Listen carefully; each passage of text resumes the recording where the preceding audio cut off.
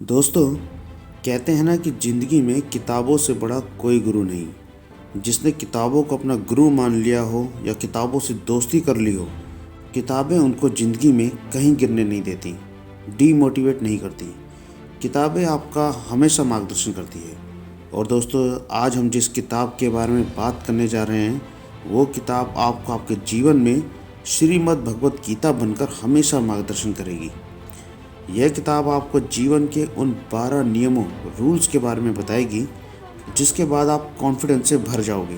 जीवन की हर समस्या का सामना आप सर झुकाकर नहीं, कंधे सीधे करके, सीना तान कर और सर उठाकर करोगे।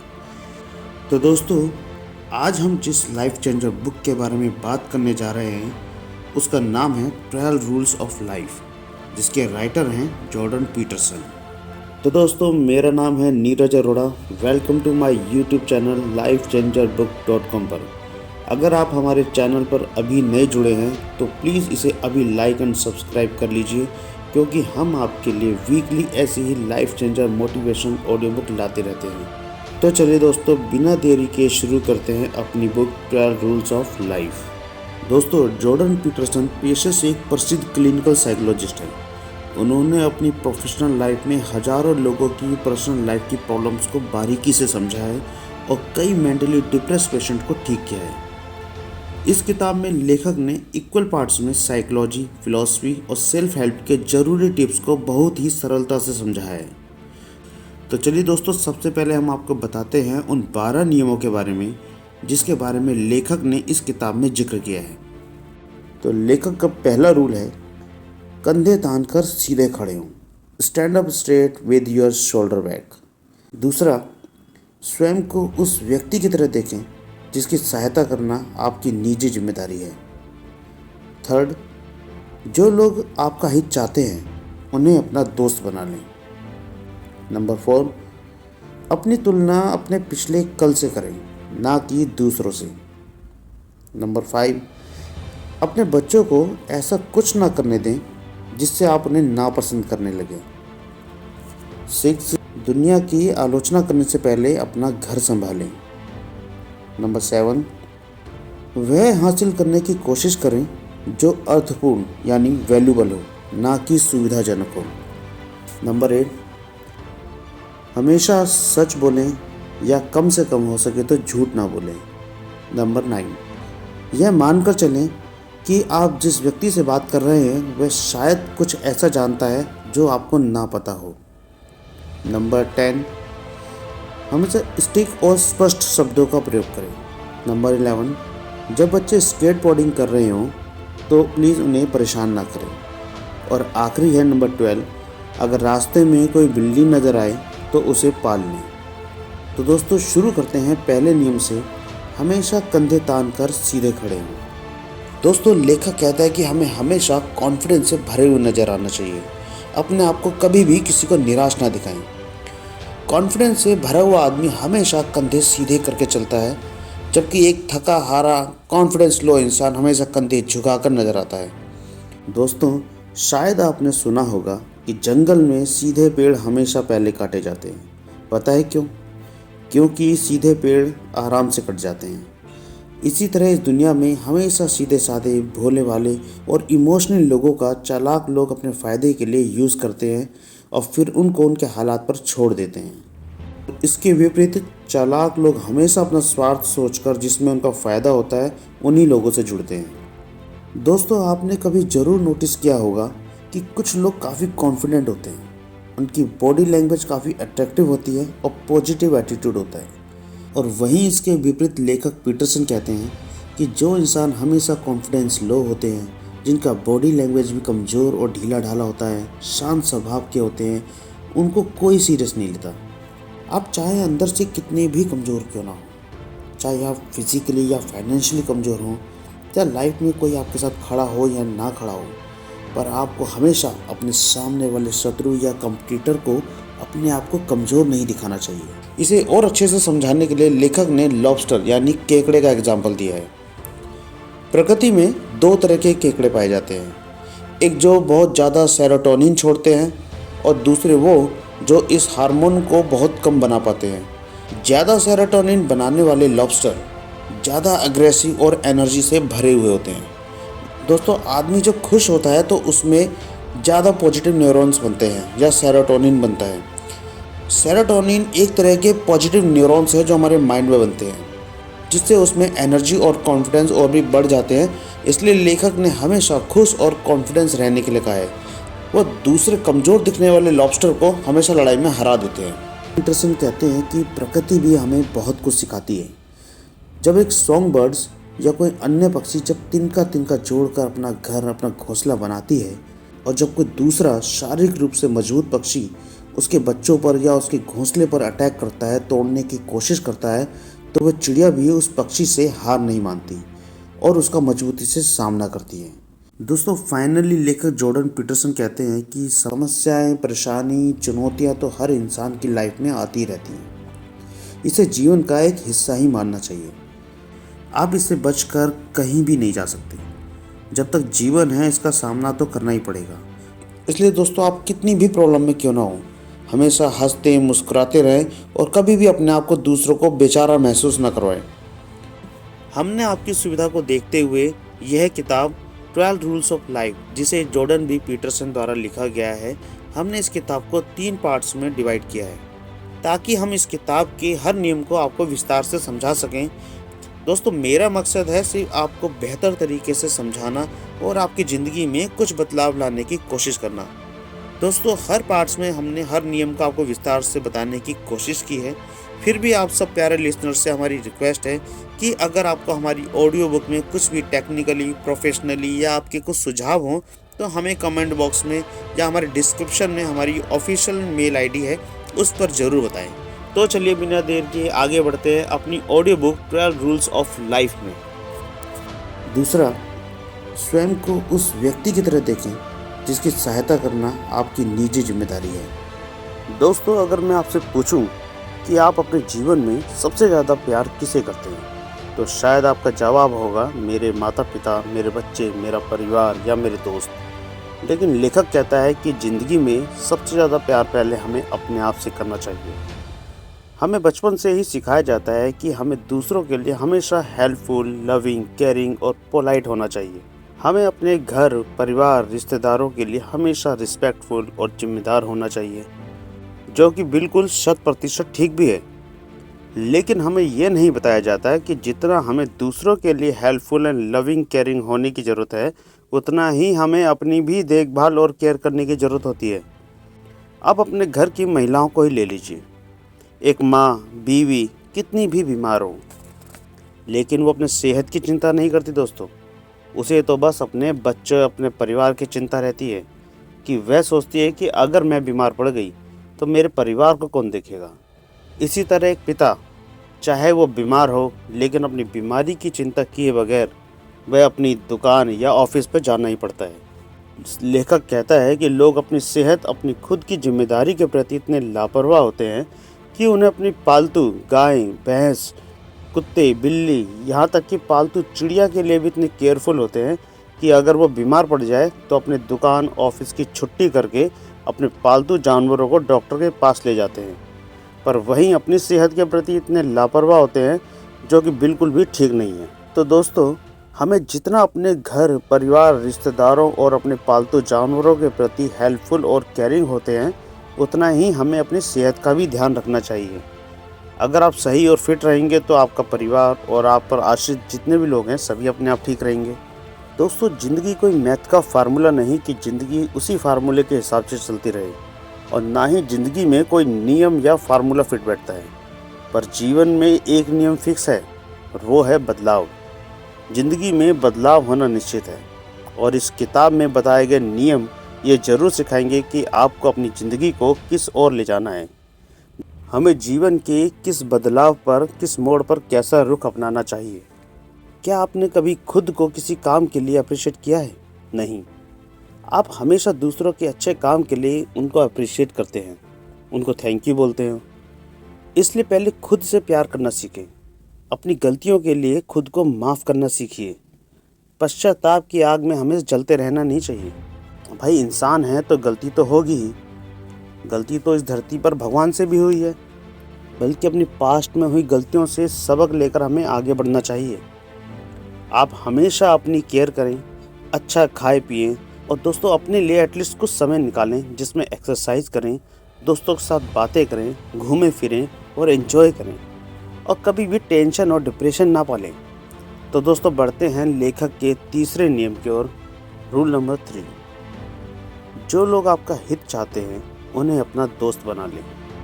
Make friends with people who want the best for you.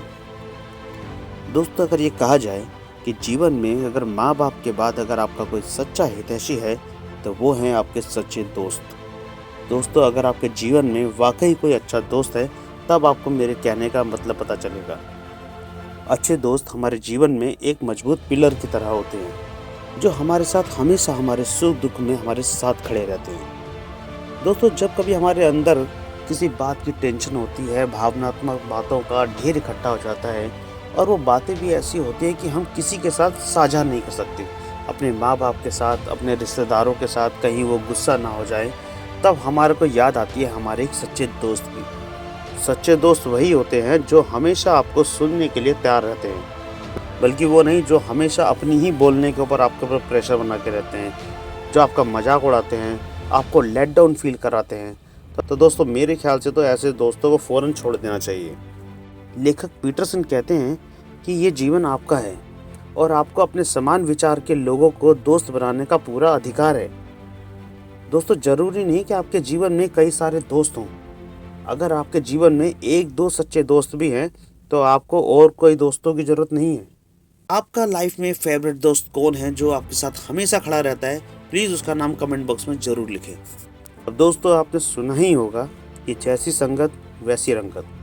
जैसे हमारी दोस्ती हमारा सर्कल होगा वैसी ही हमारी आदतें और व्यवहार भी हमारा वैसा ही होगा। दोस्तों कभी कभी हमारी दोस्ती गलती से ऐसे लोगों से हो जाती है जिनसे हमारे विचार बिल्कुल नहीं मिलते, जो हमेशा हमें नेगेटिव करते रहते हैं, हमारी प्रॉब्लम्स को सॉल्व करने के बजाय उसे और बढ़ा देते हैं और जिसकी वजह से हमें टेंशन और डिप्रेशन होती है और दोस्तों उनकी दोस्ती हमारे ऊपर बोझ बन जाती है। तो ऐसी दोस्ती से तो अच्छा है कि हम अकेले ही रहें। तो दोस्तों आइए इसे एक एग्जाम्पल से समझते हैं। ऑथर कहते हैं कि उनका एक दोस्त था एड, जो बहुत ही इंटेलिजेंट और स्मार्ट था। दोनों साथ पार्टी करते थे, दोनों ने कॉलेज में एडमिशन ले लिया, लेकिन एड नशा करने लगा। वो ऐसे दोस्तों के साथ समय बिताने लगा जो कॉलेज को बीच में ही छोड़ चुके थे। एक दिन ऑथर ने एड को अपने घर किसी काम से बुलाया, लेकिन एड अकेले नहीं आया बल्कि उसके साथ उसका दोस्त कार्ल भी साथ में आया। ऑथर उन्हें देखते ही समझ गए कि दोनों ही नशे में चूर हैं। आखिर ऑथर एड को अकेले में ले गए और उसको वहाँ से जाने के लिए कहा। ऐसे लोगों के साथ रहना जो नशा करते हैं, आलसी हैं और लाइफ में जिनका अपना कोई पर्पस नहीं है, कोई आगे बढ़ने का लक्ष्य नहीं है, बहुत दुख की बात है। लेकिन आप किसके साथ दोस्ती रखना चाहते हैं ये सिर्फ आपकी चॉइस है। इसलिए दोस्तों लाइफ में लक्ष्य का होना बहुत ज़रूरी है। अपने अंदर विनम्रता लाएं और ज़रा साहस दिखाएं और अपनी निर्णय क्षमता, डिसीजन पावर का इस्तेमाल करें और स्वयं को ऐसे लोगों से बचा के रखें जो गलत रास्ते पर चल रहा हो, और ऐसे दोस्त हो जो आपको गलत रास्ते से चलने से रोकने और आपको डांट कर सही रास्ते पर लाने की हिम्मत भी रखता हो। और ऐसे लोगों से जुड़ें जो आपका हित चाहते हैं और उन्हें अपना दोस्त बनाएं। अपनी तुलना अपने कल से करें, ना कि दूसरों से। दोस्तों हम सब इंसान हैं और इंसान होने के नाते दूसरों से प्रभावित होना ये हमारा ह्यूमन नेचर होता है और कंपैरिजन करना अक्सर हमें बचपन से ही सिखा दिया जाता है। अक्सर पेरेंट अपने बच्चों का कंपैरिजन दूसरे बच्चों से करते हैं, उनकी एजुकेशन, फिजिकली और मेंटली कंडीशन के लिए अपने बच्चों को दूसरे बच्चों से कंपैरिजन करते हैं, जो कि बहुत ही गलत है। जो पेरेंट अपने बच्चों की तुलना दूसरों से करते हैं, उन्हें ताना देते हैं, वो ये नहीं जानते कि वे अपने बच्चों को और लाइफ के लिए डिप्रेशन की आग में झोंक रहे हैं। और दोस्तों यही कंपैरिजन हमारा ऑल लाइफ नेचर बन जाता है। ऑथर कहता है कि हर इंसान अपने आप में यूनिक होता है। हर इंसान में कोई ना कोई स्किल होती है, वो अपनी स्किल में परफेक्ट होता है। दोस्तों कोई भी इंसान मल्टीटास्किंग फील्ड में परफेक्ट हो ही नहीं सकता। अब एक स्टूडेंट को ले लीजिए, वो कई सब्जेक्ट पढ़ता है पर ज़रूरी तो नहीं कि वह हर सब्जेक्ट में टॉपर हो। दोस्तों आज हम सबके पास मोबाइल है, इंटरनेट है, सोशल मीडिया है और ये अपनी तुलना दूसरों से करने का और डिप्रेशन में जाने का बहुत बड़ा कारण है। हम फेसबुक, यूट्यूब, इंस्टाग्राम पर कई लोगों की लग्जरियस लाइफस्टाइल और उनकी नेम, फेम और ग्लैमर की चकाचौंध से भरी प्रोफेशनल लाइफ को देखते हैं और फिर हम उनसे प्रभावित होकर अपनी तुलना उनसे करते हैं। बेशक हमें दूसरों की चकाचौंध लाइफस्टाइल अट्रैक्ट करती है, पर हमें दूसरे की वास्तविकता को देखने की भी कोशिश करनी चाहिए। दोस्तों, हर चमकती हुई पीली चीज़ सोना नहीं होती, पर ऐसा नहीं है कि सोशल मीडिया पे हर लोकप्रिय इंसान की लोकप्रियता नकली हो। कुछ रियल पर्सनैलिटी भी होती हैं, पर हमें हर कामयाब आदमी की चमक के पीछे उसका कड़ा संघर्ष और सैक्रिफाइस को देखना चाहिए। ऑथर पीटरसन यहाँ पर दो तरह के कंपैरिजन की बात करते हैं। एक सकारात्मक तुलना, पॉजिटिव कंपैरिजन। इसमें हम अपनी तुलना अपने पिछले कल से करते हैं। राइटर कहता है कि हमें हमेशा अपना कंपैरिजन अपने पिछले कल से करना चाहिए और अपने पास्ट में हुई गलतियों से सबक लेकर अपने वर्तमान को बेहतर बनाने की कोशिश करनी चाहिए। जैसे मान लीजिए कोई स्टूडेंट पढ़ाई में अच्छा है, तो आप भी अपनी स्टडी को और अच्छा कर सकते हैं। अगर कोई प्लेयर गेम में अच्छा है, तो आप भी मेहनत करके अपना गेम को और अच्छा कर सकते हैं। इसी तरह हमें अपने से श्रेष्ठ व्यक्ति से जलने की बजाय खुद को उसकी तरह बनाने की कोशिश करनी चाहिए।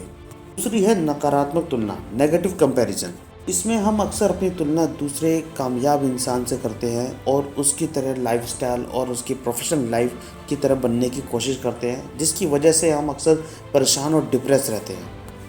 जब आप किसी व्यक्ति के साथ अपनी सिर्फ इसलिए तुलना करते हैं क्योंकि वह चीज़ उसके पास है, वो तुम्हारे पास नहीं है, वो तुम्हारे पास भी होनी चाहिए। जैसे उसके पास घर है, गाड़ी है, कपड़े हैं, मोबाइल हैं, तो तुम्हारे पास भी होना चाहिए। दोस्तों, जब हम अपने जीवन की उपलब्धियों से, अपनी वर्तमान स्थिति से या अपने प्रोफेशनल लाइफ से संतुष्ट नहीं होते, तब हमारे अंदर का आलोचक, सेल्फ क्रिटिक, किसी और कामयाब आदमी से हमारी तुलना करता है और आपको नीचा दिखाता है। और ये आलोचक कुछ इस तरह से काम करता है। तो सबसे पहले ये तुलना करने का एक मनमाना क्षेत्र चुनता है, चाहे वो कोई पॉपुलर इंसान हो या कोई ग्लैमर फील्ड हो या कोई पावरफुल व्यक्ति हो। फिर यह सेल्फ क्रिटिसिज्म आपके माइंड में उसकी ऐसी छवि बनाता है जिससे कि आपको लगता है कि बस यही फील्ड परफेक्ट है, इसमें नेम, फेम, ग्लैमर, पैसा और पावर सब कुछ है। फिर यह आपकी तुलना एक ऐसे सफल व्यक्ति से करता है जो यहाँ पर काफ़ी मेहनत और सेक्रीफाइस से पहुँचा है। फिर आप अपना कंपैरिजन उस सफल व्यक्ति से करते हैं, जिससे आपका आत्मविश्वास कमज़ोर होता है, आप लेट डाउन फील करते हैं। दोस्तों, पीटरसन कहते हैं कि एक हर सफल इंसान के पीछे उसकी एजुकेशन, उसकी अनुभव, उसकी परवरिश और उसका सराउंडिंग एरिया यानी संगत सब कुछ डिपेंड करता है। आइए इसे एक एग्जाम्पल से समझते हैं। क्या एक आम फुटबॉल प्लेयर को अपने आप को विश्व प्रसिद्ध फुटबॉल प्लेयर क्रिस रोनाल्डो से कंपेयर करना चाहिए? अब हर dancer world famous dancer Michael Jackson तो नहीं बन सकता, हर क्रिकेट प्लेयर सचिन तेंदुलकर तो नहीं बन सकता। इनकी कामयाबी के पीछे इनकी मेहनत, सेक्रीफाइस और इनकी फैमिली कंडीशन भी बहुत डिपेंड करती है। तो दोस्तों, कहने का मतलब ये है कि अपनी तुलना दूसरे इंसान से करने से पहले इन सब चीज़ों पर विचार करना चाहिए। अगर हम रोज़ाना अपने आप में कुछ सुधार करें और अपनी स्किल को कुछ बेटर बनाने की कोशिश करें, तो दुनिया की कोई ताकत हमें कामयाब होने से नहीं रोक सकती। दोस्तों, ऑथर कहता है कि अगर अपनी तुलना दूसरों से करनी ही है तो सकारात्मक तुलना यानी पॉजिटिव कंपैरिजन करें। दूसरे की मेहनत और सफलता को देखकर अपने आप को भी उसी की तरह मेहनत करने के लिए मोटिवेट करना चाहिए। दोस्तों, अपना लक्ष्य निर्धारित करें और उस पर फुल डेडिकेट होकर हाइपर फोकस के साथ उस पर काम करें। दोस्तों, हमने हाइपर फोकस के ऊपर भी हमने अपनी ऑडियो बुक बनाई हुई है, उसके लिए भी आप हमारे चैनल पर जाकर उसे देख सकते हैं। उसमें आपको अपने जीवन को कहाँ ले जाना है, कैसे फुल हाइपर फोकस करना है, उसकी पूरी जानकारी मिलेगी। दोस्तों, हमारे माइंड को डिस्ट्रैक्ट और डिप्रेशन में लाने की सबसे बड़ी वजह आज सोशल मीडिया है। फेसबुक, यूट्यूब, इंस्टाग्राम का कम से कम उपयोग करें, सिर्फ अपने काम के लिए मोबाइल का यूज़ करें। आप जितना सोशल मीडिया कम यूज़ करेंगे उतना ही आप कंपैरिजन करना छोड़ देंगे। अपनी लाइफ में कुछ ऐसा कीजिए जो आपके लिए वैल्यूबल हो, और ईश्वर ने आपको जो कुछ भी दिया है उस पर एक बार नोटिस कीजिए और भगवान का धन्यवाद कीजिए।